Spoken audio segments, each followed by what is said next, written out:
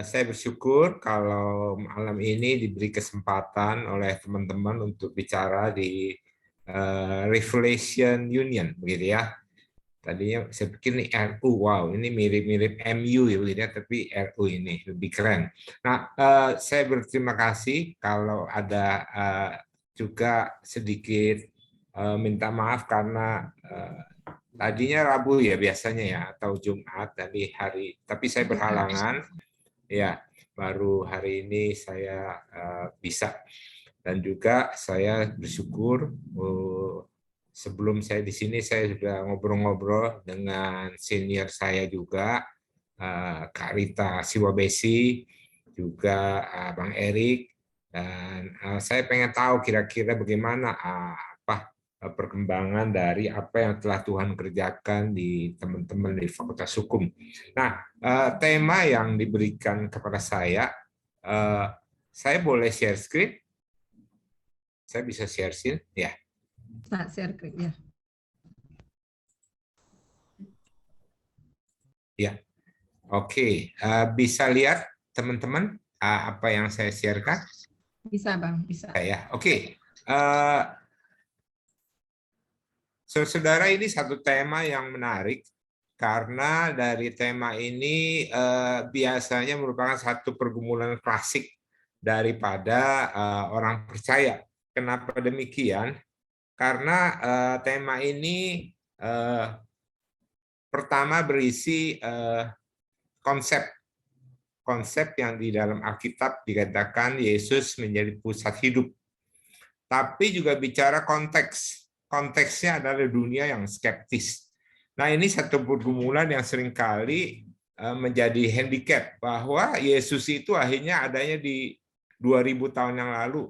Bagaimana bisa menjadi Yesus yang juga hidup dalam konteks yang sekarang, dunia yang skeptis. Nah, saya pikir ini sesuatu yang perlu kita cermati karena dunia sekarang ini dunia yang begitu skeptis dan fragmented begitu ya. Dan masing-masing katanya dunia posmo itu dunia yang begitu subjektif. Tidak ada kebenaran yang mutlak, tetapi kebenaran yang subjektif. Yang kita tahu semua bahwa misalkan waktu kasus yang sangat hangat di media soal Ferdy Sambo begitu ya. Ada yang kelompok-kelompok yang sampai memakai baju khusus mendukung orang tertentu. Wah, itu cukup banyak begitu ya. Tapi ada lagi satu orang yang secara khusus menyelamati Ferdy Sambo, bahkan bersedia untuk dihukum dan bersedia menjadi istri nomor 2 atau nomor berapa begitu ya. Jadi dunia yang begitu variatif dan begitu semua bebas mengekspresikan apa yang dia percaya. Nah, ini menjadi dunia yang tidak ada kebenaran yang mutlak. Semua bisa mengambil posisi sesuai dengan apa yang dia yakini. Karena itu saya merasa bahwa ini menjadi satu bagian yang penting. Bagaimana iman Kristen itu di tengah kondisi yang seperti ini menjadi iman yang justru menampilkan pembaharuan hidup, transformasi hidup. Nah, kalau kita lanjutkan, ya. Nah, saya ingin mencoba mengupas bagian ini dari kehidupan Musa, begitu ya. Nah, saya kalau melihat teman-teman yang pola yang di atas, bagaimana Yesus menjadi pusat hidupku dalam kurung Kristus, gitu ya. Karena ini satu tema yang penting. Yesus itu di dalam bahasa yang nama Yesus banyak waktu itu. Nah, Yesus itu Allah yang menyelamatkan. Tetapi yang mengakui aku adalah Kristus yang diurapi, menjadi Mesias. Itu Yesus Kristus. Jadi penting sekali kita memahami Yesus bukan hanya yang menyelamatkan, tetapi betul-betul menjadi Mesias, menjadi juru selamat yang diurapi. Yang kalau dia menjadi Kristus, maka kita harus kembali kepada kehidupan waktu Tuhan menciptakan kita, yaitu Kristus atau Yesus menjadi pusat kehidupan. Nah, saudara-saudara, kita mengambil satu pendekatan yang saya sebut ke arah proses. Jadi saya nggak akan bicara soal konsep bagaimana supaya Kristus menjadi pusat, tetapi proses. Karena dari proses saya bisa melihat esensi yang penting, dan di situ kita bisa sama-sama akhirnya menjalani, juga mengikuti, bahkan memiliki proses yang sedemikian. Karena menjadikan Kristus pusat hidup bukan terjadi waktu sekonyong-konyong begitu, tiba-tiba, tidak, tetapi merupakan satu proses. Nah, proses inilah yang harus kita jalani supaya kita memperoleh atau menjadikan Kristus pusat. Dan ini tidak diperoleh dengan tiba-tiba. Nah, kita melihat contoh dari kehidupan Musa. Kalau dulu tentunya Allah yang menjadi pusat kehidupan, dan ini Musa menjadi satu contoh bagaimana dia membangun yang kedemikian. Ada beberapa bagian firman yang saya tulis di sini, saya coba membacakan. Pertama dari Amsal 4 ayat 23, di sini mengatakan, jagalah hatimu dengan segala kewaspadaan, karena dari situlah terpancar kehidupan. Diambil dari Amsal pasal 4. Dan kita masuk kepada kehidupan Musa, Mazmur 90. Mazmur ini satu-satunya Mazmur yang ditulis Musa yang dicatat di Alkitab. Musa menulis 5 kitab Pentateuch, tetapi kitab Mazmur satu-satu yang ditulis langsung di sini Mazmur 90. Mulai dari ayat pertama sebenarnya cuma terlalu panjang, jadi saya membaca ayat 10. Masa hidup kami 70 tahun, dan jika kami kuat 80 tahun, dan kebanggaannya adalah kesukaran dan penderitaan, sebab berlalunya buru-buru dan kami melayang lenyap. Siapakah yang mengenal kekuatan murkamu dan takut kepada gemasmu? Ajarlah kami menghitung hari-hari kami sedemikian, sehingga kami beroleh hati yang bijaksana. Di dalam Ibrani dikatakan mengenai ini semua mengenai kesaksian iman, dan salah satu yang dikutip mengenai Musa ada dari ayat 23 sebenarnya, tapi itu ayat mengenai orang tua Musa. Karena iman, ayat 24, maka Musa setelah dewasa menolak disebut anak putri Firaun, karena ia lebih suka menderita sengsara dengan umat Allah daripada sementara menikmati kesenangan dari dosa. Ia menganggap penghinaan karena Kristus sebagai kekayaan yang lebih besar dari semua harta Mesir, sebab pandangan ia arahkan kepada upah. Karena iman, maka ia telah meninggalkan Mesir dengan tidak takut akan murka raja. Ia bertahan seperti ia melihat apa yang tidak kelihatan. Saya ingin mengajak kita sebentar untuk berdoa, memohon pimpinan Roh Kudus untuk mengerti bagian ini. Bapa yang surga, kami datang sekali lagi pada malam ini. Kami membaca firman-Mu, firman kebenaran yang Engkau sendiri nyatakan untuk manusia dan untuk kami orang-orang yang percaya. Tapi kami tahu Engkau tidak terbatas dan firman-Mu tidak terbatas, tetapi kami manusia yang terbatas, Bapak. Dan kami membutuhkan pencerahan daripada Roh Kudus Tuhan, supaya firman ini menjadi bagian yang dicerahkan untuk kami setiap kami, dan bahkan menjadi bagian kebenaran yang kami bisa miliki di dalam menjalani kehidupan ini. Tolong kami Tuhan, Roh Kudus pimpin kami. Biar Tuhan sendiri yang membawa kami semua masuk di dalam kebenaran firman-Mu. Di dalam nama Tuhan kami, Yesus Kristus, kami berdoa. Haleluya. Saudara, jadi kita akan melihat proses hidup Musa pertama-tama secara global. Kalau melihat demikian, Allah adalah Allah yang tidak terbatas, Allah yang kekal. Dan waktu itu, di dalam konteks Musa, dia masih cukup muda. Saya nggak bicara dari proses dia bayi, tetapi dia telah dewasa, muda, dan dia mempunyai hubungan dengan Allah. Kemudian ada satu waktu, Diperkirakan waktu dia menulis kitab Mazmur 90, itu ada di dalam masa dia di akhir-akhir dia bekerja atau dia menggembalakan kambing domba di padang gurun. Dan kemudian dia dipanggil Tuhan untuk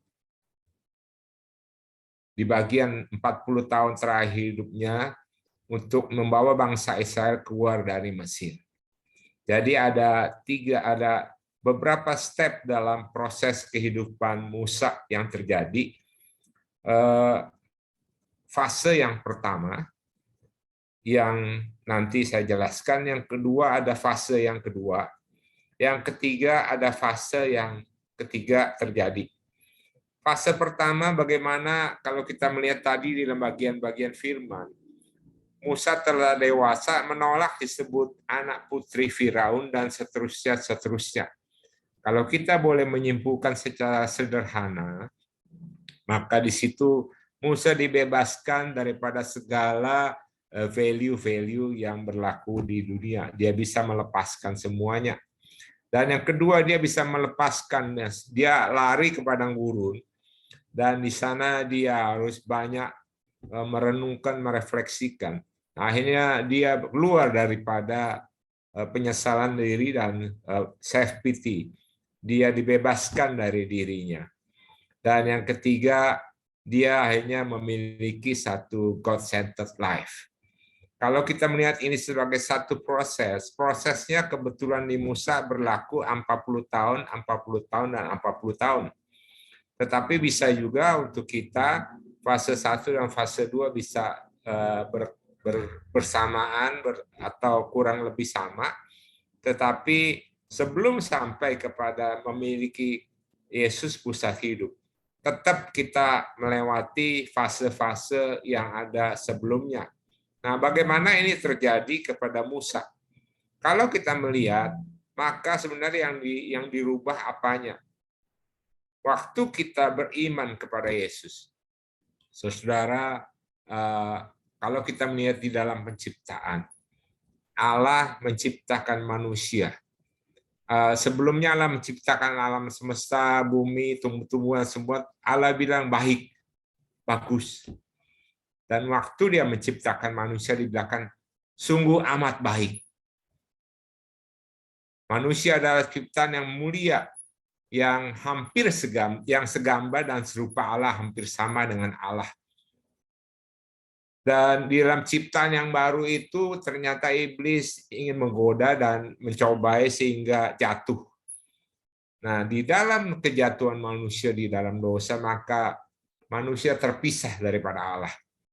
Dan hati manusia sudah dikotori dan dirusak oleh dosa. Waktu manusia kembali kepada Allah di dalam Kristus, maka Tuhan memberikan hati yang baru dan roh yang baru. Tetapi sebenarnya itu masih berupa potensi, masih terselimuti oleh akar-akar dosa yang mengikat. Karena itu di dalam proses ini ada satu pemurnian, ada satu pembaharuan. Fase demi fase sehingga menjadi sesuatu yang lebih utuh. Menjadi God-centered life. Tadi kita membaca bahwa dari hatilah terpancar kehidupan. Dan dari hati inilah yang mesti mengalami pembaharuan. Supaya kita bisa hidup di dalam God-centered life. Jadi God-centered life bukan sesuatu konsep yang hanya bisa diterima oleh akal budi. Bukan. Tetapi sampai ke dalam hati kita. Pembaharuan yang terjadi di dalam hati kita. Itu penting untuk terus-menerus dikerjakan di dalam Roh Kudus untuk kita bisa mengalami hidup yang berpusatkan Kristus. Kalau nggak bisa, saudara. Kalau kita melihat lagi fase yang pertama, Musa menolak disebut anak putri Firaun. Dan jelas dasarnya karena iman. Karena iman ditaruh di depan, karena ini menjadi satu penyebab utama. Dia berani setelah dewasa menolak. Dan yang anehnya dia lebih suka sengsara. Nah, ini yang menurut saya zaman sekarang sulit. Kok ada orang yang lebih suka sengsara daripada menikmati kesenangan. Penghinaan karena Kristus lebih besar dari semua harta Mesir. Dan Musa berada di Mesir hingga usia 40 tahun dan dia membunuh orang Mesir dan dia harus melarikan diri dari Mesir. Ini fase yang menjadi dasar bahwa dia memilih dan dia lebih suka dan dia melakukan semua dasarnya karena iman. Tapi kalau kita melihat, kok orang beriman bisa membunuh?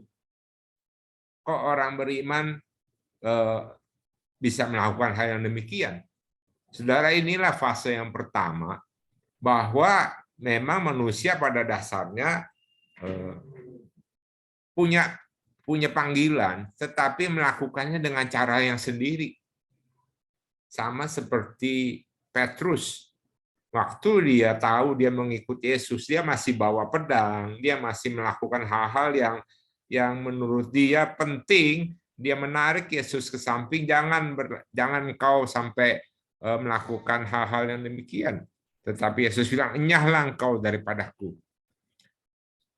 Saudara-saudara, hal yang pertama yang terjadi dalam proses ini, orang sudah berubah, tetapi masih punya pola-pola atau prinsip dunia. Dan ini yang harus dibebaskan. Yang kedua, dia meninggalkan Mesir dan tidak takut akan perintah raja. Saudara, perintah raja Firaun itu, kalau di sana di Mesir, Firaun adalah Allah yang disembah. Jadi kalau dia sampai nggak takut, dia menolak, itu dia seolah-olah melawan Allah bagi bangsa Mesir. Dan dia bertahan untuk tidak berubah, karena dia melihat apa yang nggak kelihatan. Inilah iman. Dan Musa berada di padang gurun juga selama 40 tahun. Saudara, ketakutan adalah sesuatu yang terjadi pada setiap kita. Dan Musa sampai berani untuk tidak takut. Itu dia mengumuli satu proses yang 40 tahun sampai dia bisa keluar daripada dirinya sendiri atau selesai dengan dirinya. Saudara, kalau kita melihat Abraham, waktu dia pertama-tama keluar bersama istrinya yang cantik, dia takut. Dia sampai bilang, kamu ngomong bahwa kamu saudaraku, memang dia saudara. Sampai-sampai istrinya ingin diperistri oleh raja tertentu. Nah, saudara, akhirnya Tuhan sendiri yang bekerja, mengingatkan dan dia menegur, kamu kenapa bicara begitu? Karena aku takut. Saudara, proses ini yang terjadi di dalam kehidupan orang percaya. Yang kedua, ada ketakutan, kekhawatiran yang belum bisa menggantungkan kehidupannya di dalam Kristus. Dan ini sesuatu yang perlu dilalui di dalam kehidupan. Nah, yang ketiga, kalau melihat bagaimana God-centered life, akhirnya dia melihat ada api di semak belukar. Dia menerima panggilan Tuhan walaupun dia sangat skeptis. Dia bilang, cari orang lain saja, aku nggak bisa ngomong, aku nggak bisa ini, nggak bisa itu. Nanti kalau ditanya bagaimana dan sebagainya. Dan akhirnya tetap Tuhan menyatakan, Tuhan memilih Musa dan dia menerima. Saudara, orang yang dipanggil Tuhan berasal dari orang-orang yang bukan, kalau kita melihat belajar dari Alkitab, bukan dari kebanggaan diri, kebisaan diri, kemampuan diri, tapi dari orang-orang yang selesai dengan kemampuan dirinya dan sungguh-sungguh bergantung kepada Tuhan. Dia mengadakan Paskah dan pembersihan darah, melintasi laut, menemukan tembok. Tapi yang menarik, orang yang dulu membunuh itu dikatakan di Alkitab, Musa adalah orang yang paling lemah lembut di muka bumi. Karena apa? Dia mengasihi bangsa Israel, bahkan dia bisa membela bangsa Israel dari dimusnahkan oleh Allah. Dan memang dia masih bisa terpancing marah sehingga tidak boleh masuk ke tanah Kanaan secara fisik. Saudara, inilah proses yang ketiga. Nah, bagaimana sekarang bagi orang percaya? Kalau tadi kita melihat Musa, kalau kita bagaimana, teman-teman? Apakah kita perlu melakukan proses ada di padang gurun? Perlu proses sampai membunuh? Saudara, ada 3 proses yang juga terjadi harusnya bagi orang percaya. Dan perubahan ini berlaku umum. Pertama, waktu kita memiliki relasi dengan Allah, kita disebut anak Allah. Baik Allah terbelah dari atas sampai bawah waktu Yesus mati. Karena apa? Sekarang manusia bisa berhubungan dengan Allah langsung. Iman adalah relasi pribadi dengan Allah. Dan kita diberikan roh sehingga kita bisa menyebut ya Aba, ya Bapa. Ini hal yang pertama yang dilakukan oleh Tuhan adalah memperbarui status kita sebagai anak Allah. Tetapi apakah status itu sudah langsung membuat kita berperilaku seperti anak Allah? Belum tentu. Kita perlu melewati tahap kedua yang dikatakan di bagian perjanjian baru sebagai proses pemuridan. Petrus dimuridkan, 12 murid dimuridkan, dan mereka belajar untuk berproses di dalam proses pemuridan, sehingga apa? Baru masuk yang ketiga, serupa dengan Kristus. Saudara, sesuatu yang sulit kalau orang baru percaya, kemudian mau langsung serupa Kristus. Itu melampaui proses. Musa butuh 80 tahun, dan murid-murid butuh 3 tahun untuk mengalami proses demikian. Dan ini semua terjadi di mana waktu sehari-hari kita mengalami Tuhan, maka akan terjadi transformasi daripada akal budi, atau saya menyebutnya mindset. Mindset ini menjadi satu tanda bahwa kita memiliki God-centered life. Saudara, ini menjadi hal yang relevan untuk zaman ini, karena seringkali bahkan saya melihat ada hamba-hamba Tuhan yang secara status, secara jabatan adalah hamba Tuhan, pelayan Tuhan, tetapi value-nya, mindset-nya masih dunia. Mindset-nya masih terbalik-balik. Di dalam Roma pasal 12 ayat 1-2, berubahlah oleh pembaruan budimu.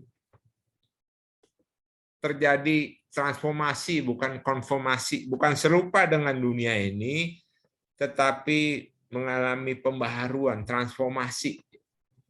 Not confirmation, but transformation. Dan ini dibangun di dalam satu mindset yang baru. Mindset yang baru di mana mindset yang menyatakan di sejak penciptaan bahwa Allah nomor 1, manusia nomor 2, dan materi nomor 3. Sekali lagi saya katakan, di dalam proses penciptaan kita bisa melihat bahwa Allah yang menciptakan adalah yang utama, yang nomor 1. Dan manusia diciptakan segambar serupa Allah, ciptaan yang paling mulia, nomor 2. Sesama manusia nomor 2. Dan yang ketiga adalah materi, yang segala binatang dan yang lain-lain menjadi hal yang ketiga. Nah, ini yang menjadi mindset yang baru yang harusnya tidak boleh dibalik-balik. Dan Musa melewati proses ini, akhirnya melihat lagi. Manusia terbatas, tapi dia tahu Allah tidak terbatas dan Tuhan menyertai. Waktu ditanya, apa yang hendak aku meminta engkau menyertaiku, kata Musa. Penyertaan Tuhan karena dia tahu Tuhan yang nomor 1. Tanpa Tuhan semua akan sia-sia. Saudara, jadi kita akan belajar bahwa proses ini terjadi di dalam satu siklus kehidupan yang harusnya juga merubah mindset. Saya lanjutkan, hasilnya seperti apa, teman-teman? Kalau begitu, hasil yang kita akan nikmati pembentukan Musa di dalam Mazmur tadi, Mazmur 90, ajarlah kami menghitung hari-hari kami sehingga kami beroleh hati yang bijaksana. Hati yang bijaksana, kalau saya secara singkat aja, adalah Musa yang berdamai dengan masa lalu. Dia pernah hidup di Mesir, pernah punya status anak putri Firaun, bahkan pernah membunuh juga. Dia berdamai dengan masa lalu. Dan dia berdamai juga dengan masa sekarang. Waktu itu dia 40 tahun di padang gurun, kesepian, rasanya hidupnya sia-sia. Tapi dia bisa berdamai dan kemudian dia bisa berdamai dengan masa depan. Terus, saudara, ini menjadi bagian yang penting di dalam hidup orang yang diperbaharui untuk mencapai hati yang berpusat Kristus. 2 minggu lalu kami melayani di asrama Yap Tiam Hin di UKI. Dan setelah saya membawakan firman, kami melakukan sedikit assessment dan kami bagi kelompok. Nah, saya mendapat satu kelompok bersama 9 anak mahasiswa. Ada yang rata-rata semester 8 gitu ya. Nah, saya bicara kemudian dari asal-usul dari mana begitu ya, bagaimana bisa sampai ke sini dan bagaimana Tuhan bekerja di dalam hidupmu begitu ya. Nah, yang anehnya saudara-saudara, buat saya itu satu keunikan. Dari 9 memang baru 6 yang mau terbuka, yang 3 bilang, oh saya nggak ada yang perlu diceritain Kak, gitu ya. Dari 6 orang anak laki-laki itu, 3 orang jelas-jelas mengatakan, saya sakit hati dengan ayah saya. Bahkan salah satu bilang, saya mau membunuh ayah saya. Saudara-saudara, sampai satu waktu akhirnya Tuhan pulihkan dia percaya dan dia berdamai dengan masa lalu. Dan uniknya setelah dia berdamai, ayahnya bisa menelpon, dia bisa bicara dengan ayahnya, dan akhirnya dia bisa bilang juga, ayah, saya pernah pengen membunuh engkau. Ayahnya kaget dan mereka bisa sama-sama menangis via telepon dan mereka dipulihkan. Saudara, mengapa orang tidak bisa berpusatkan hidup di dalam Kristus? Karena hatinya masih ada ikatan-ikatan kepahitan. Hatinya masih memiliki belenggu-belenggu masa lalu yang harus dibebaskan untuk bisa sungguh-sungguh dipulihkan di dalam Tuhan. Saudara, hati yang bijaksana yang dibicarakan oleh Musa membuat dia bisa berdamai dengan masa lalunya, bahkan dengan masa depannya. Kalau kita mau lihat, Musa dijanjikan Tuhan memimpin bangsa Israel masuk ke tanah perjanjian. Tapi dia sendiri nggak masuk. Tapi buat Musa itu bukan persoalan. Dia sudah melihat, di bawah Tuhan melihat tanah perjanjian. Jalan Tuhan yang terbaik. Tuhan bekerja di dalam segala hal mendatangkan kebaikan bagi mereka yang mengasihi Dia. Buat Musa, bersama Tuhan lebih penting daripada sekedar masuk. Dia bisa berdamai dengan apapun yang dia alami. Saudara-saudara, untuk masuk di dalam kehidupan Musa, sampai Musa bilang, aku perlu hati yang bijaksana. Dia melewati proses yang panjang. Dan kalau kita ingin memiliki yang demikian, kita pun harus belajar dari proses itu. Musa memiliki hati yang lembut, penuh kasih, tidak ada kepentingan diri, tegas, bahkan dia berani seolah-olah berdiri untuk membela bangsa Israel yang Tuhan sudah bilang, aku akan musnahkan bangsa Israel dan aku akan memilih engkau dan kemudian keturunanmu dan seterusnya. Musa bilang, bagaimana bangsa-bangsa lain melihat kalau umat yang dipilih keluar dari Mesir dimusnahkan. Sesudah Musa membela, berani membela. Satu perubahan yang luar biasa di dalam kehidupan Musa. Karena apa? Karena telah terjadi transformasi hati yang selesai dengan dirinya. Dan ini lewat satu proses. Hati yang ketiga adalah hati yang terus menyatakan pengenalan akan Allah dan mengasihi Allah seperti hati Kristus. Inilah yang menjadi salah satu ciri khas dari orang-orang yang sudah berpusatkan Kristus. Saya ingin masuk di dalam bagian terakhir yang dikatakan oleh seorang hamba Tuhan, Oswald Chambers, berkata demikian. Faith never knows where it is being led, but it loves and knows the one who is leading. Saudara, iman itu seolah kita nggak tahu kita mau kemana, saudara. Tapi kita bisa mengasihi dan mengenal Dia yang memimpin hidup. Saudara, di dalam kehidupan kita akan mengalami bahwa proses itu membuat proses yang terjadi tadi. Proses itu membuat kita kadang-kadang nggak tahu mau kemana ini. Tetapi kita tahu bahwa Tuhan menyertai kita. Kita bisa mengalami pengalaman bersama Tuhan. Tuhan itu begitu nyata, begitu real, begitu hidup. Dan akhirnya itu membuat kita bisa mengasihi dan mengenal Tuhan. Saudara, bangsa Israel dipimpin 40 tahun oleh Musa. Bangsa Israel mengalami begitu banyak mujizat. Begitu banyak pernyataan Tuhan. Begitu banyak hal-hal yang spektakuler yang Tuhan kerjakan di mata bangsa Israel. Bahkan bangsa Israel bisa melihat sendiri. Tapi mereka tidak mengenal Tuhan. Saudara mengalami mujizat yang luar biasa. Melihat fenomena-fenomena Allah yang begitu luar biasa sampai bangsa begitu ketakutan. Tetapi hatinya tertutup untuk mengasihi Tuhan dan mengenal Tuhan. Saudara, kalau kita mau bicara berpusatkan Kristus, kita nggak usah bicara soal mengalami hal-hal yang penting tapi gagal melihat Tuhan di dalam kehidupan kita. Ini saya membayangkan seperti kita dengan pasangan kita. Semakin hari kita berjalan, semakin hari kita kenal. Kalau saya duduk di teras di depan, ada yang melangkah dari belakang rumah ke depan.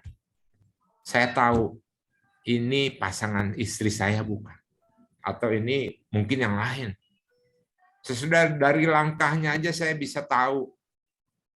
Sudah waktu kita belajar terus-menerus berjalan sama Tuhan, apakah kita makin kenal Tuhan? Kemauannya, kehendaknya, keinginannya. Seperti tadi mindset-nya, value-nya Tuhan nomor 1, dan manusia nomor 2, dan materi nomor 3, saudara. Saya kaget waktu lihat Imam Eli. Imam Eli tegur Tuhan karena apa? 2 hal. Pertama dikatakan engkau loba terhadap persembahan. Materi dilobain padahal dia imam. Dia menganggap materi penting. Saudara, kalau Tuhan bukan lagi nomor 1, tetapi persembahan atau materi yang nomor 1 dalam hidup. Sekalipun dia imam, dia sudah tidak berkenan kepada Tuhan. Atau yang kedua dikatakan engkau lebih menghormati anakmu daripadaku. Saudara, kalau manusia dijadikan nomor 1, bukan Tuhan yang nomor 1, maka mindset kita mindset dunia. Dan itu bukan hidup berpusatkan Kristus. Kita sudah mengenal Tuhan lama, beriman lama, tapi apakah kita semakin mengasihi dan semakin kenal? Kenal Dia yang sudah memimpin kita. Nah, ini menjadi bagian dari orang-orang yang berani untuk mengalami Tuhan dan bisa melihat pimpinan Tuhan dan makin mengenal Tuhan dalam hidupnya. Ini dikatakan oleh Oswald Chambers. Yang terakhir saya ingin menutup dengan beberapa hal yang mesti diperhatikan. Saudara, hidup berpusatkan Kristus juga rawan jatuh. Musa bisa jatuh, Daud bisa jatuh, pengkhotbah besar, bahkan apologetik yang saya kagumi pun bisa jatuh. Karena itu jangan pernah berjalan tanpa penyertaan Tuhan. Yang kedua, kita harus terus membangun ketulusan dan hati yang mau belajar. Saudara, kita harus terus belajar. Setiap hari kita belajar apa yang Tuhan nyatakan. Ketiga, selesai dengan diri kita. Makin berserah, makin menonjolkan Kristus.